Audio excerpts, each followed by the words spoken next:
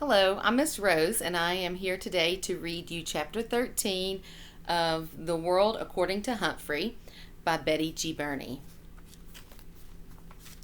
Chapter 13. Thanks, but no thanks. Since Miss Brisbane didn't say a word to me on the drive home, I had time to reflect on the last few months. I had not had a bad experience with any of the families I'd visited. In fact, they all had been gracious and welcoming. Except Miranda's dog, Clem, but I knew how to handle him. In return, I'd lent them a helping paw here and there. After all, you can learn a lot about yourself by getting to know another species.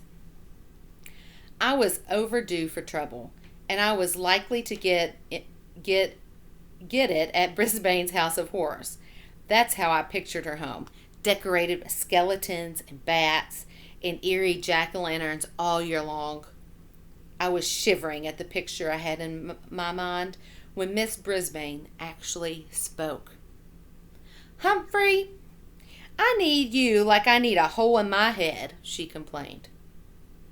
"The same to you," I squeaked, back rudely, knowing she wouldn't understand.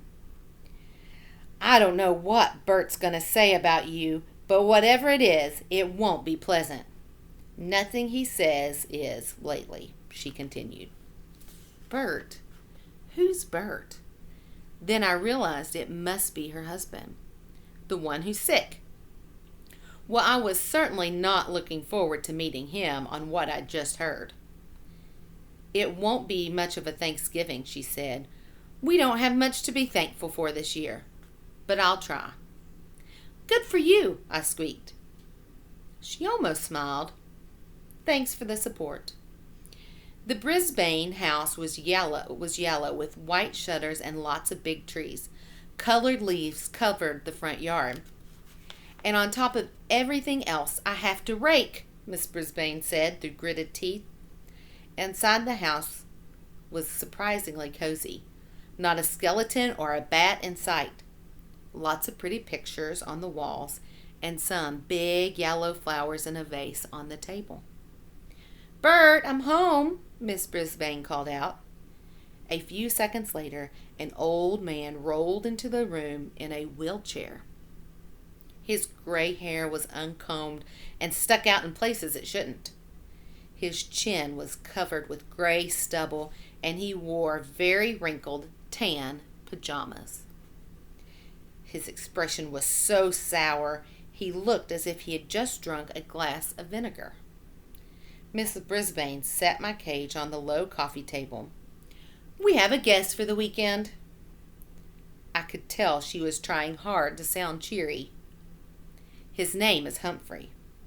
Mr. Brisbane sneered. "This is unacceptable. For the little pay you get, that school can't force you to spend your weekend babysitting a rat." I bit my tongue to keep from saying something unsqueakably bad. "They're not forcing me," argued Miss Brisbane. "It's just that no one else could do it. Let's not make a mountain out of a molehill." "Pardon me, but I resented being called a molehill almost as much as I resented being called a rat." Miss Brisbane quickly changed the subject. "I thought you were going to get dressed today." "Why should I? I'm not going to see anybody," Bert Brisbane growled. "Except you and the rat." Miss Brisbane got up and walked out of the room without saying another word. Boy, nobody in room 26 could get away with talking to Miss Brisbane like that. I wish I could send her husband to Principal Morales' office right now. Everything was real quiet around the house for a while. Miss Brisbane changed her clothes to jeans and moved my cage onto a card table in the corner of the living room. Then she sat down and read The Guide to the Care and Feeding of Hamsters and the chart my classmates kept on me. "Looks like your friends have been taking good care of you," she said. "Very, very, very good," I squeaked. She fed me and gave me clean water, and then she and Mr. Brisbane ate dinner in some other room while they watched TV. They went to bed early. I bet they didn't say 2 words to each other. Even Miss Mack talked more at home than they did, and she lived alone. The next morning, Miss Brisbane was up very early, and soon the house smelled yummy. I thought maybe I would like this Thanksgiving thing after all. At least the good smelling and eating part. What I didn't like about Thanksgiving was Mr. Brisbane. While Miss Brisbane was clattering pots and clinking pans and making things smell good, he sat in his wheelchair in the living room and frowned. No, I know a better vocabulary. Scowled. After a while, he called into the kitchen, "Sue, why don't you stop all that cooking and just sit down for a minute?" Miss Brisbane popped her head out the door and said it wouldn't be Thanksgiving without turkey and all the trimmings. Then Mr. Brisbane said he didn't have anything to be thankful for. Miss Brisbane went back to the kitchen and banged around some pots and pans again. That sour expression on the old man's face was starting to get to me, so I decided to take a little spin on my wheel. I really got that thing going at high speed. I was going so fast I couldn't see whether Mr. Brisbane was smiling or frowning. Finally, Miss Brisbane came into the room to sit down. "Would you look at that, Sue?" her husband asked. "He does that all the time," she said. "Just spinning his wheels like me, stuck in a cage, and going nowhere." Mr. Brisbane's voice was so grim. I stopped spinning. Whew. I was a little dizzy. "You're wrong, Bert," said Miss Brisbane. "Humphrey's not stuck. He goes everywhere. Every weekend he goes to another house. He eats different foods. He gets out of the cage and runs through mazes. He runs and jumps and climbs. You're the one spinning your wheels and going nowhere. You're stuck in a cage, but it's a cage you made. Well, you could have knocked me over with a feather." When I heard Miss Brisbane talk that way, Mr. Brisbane was surprised too. "Do you think I wanted that car to hit me? Do you think that was my choice?" he asked. "Of course not, Bert. I'm so grateful you lived through it. That's the point. You're alive. But you sure don't act like it." With that, Miss Brisbane got up and went back into the kitchen.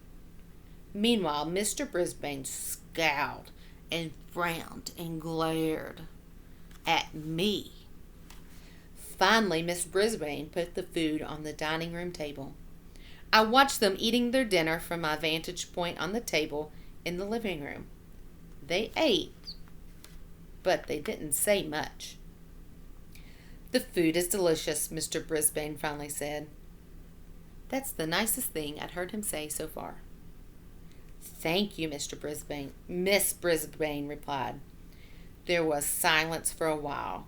Then Mr. Brisbane said, "I just think last year after Thanksgiving dinner, Jason and I threw a football around the backyard.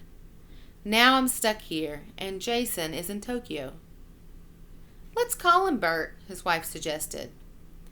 "It's too early there," he said. "We'll have to call later." Football? Jason? Tokyo? You can learn a lot if you stop spinning and start listening.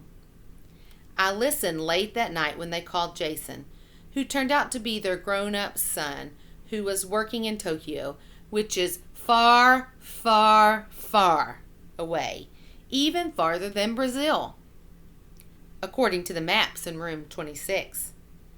Boy, there were more Miss Brisbanes than I'd ever dreamed. One was mean to me. One was nice to students. One was a wife. Another one was a mother. One was a cook. One wore dark pantsuits. The other wore jeans. But which one was the real Miss Brisbane? That night, as they headed out of the living room and toward the bedroom, I heard Miss Brisbane, the wife, say, "I know you think I was being hard on you, Bert, but it really is time for you to think about what you're going to do with the rest of your life." Mr. Brisbane didn't answer. Tip 13. Remember, hamsters are very, very curious. Guide to the Care and Feeding of Hamsters, Dr. Harvey H. Hammer. Boy, happy Thanksgiving to Humphrey. Although Mr. Brisbane says that he didn't have anything to be thankful for, he eventually began to change his thinking. We all have something to be thankful for. So today, as your Humphrey task, I want you to make a list or a video stating all of the things that you are most thankful for. After all, it doesn't have to be Thanksgiving time for us to be thankful. Thank you, and tune in tomorrow.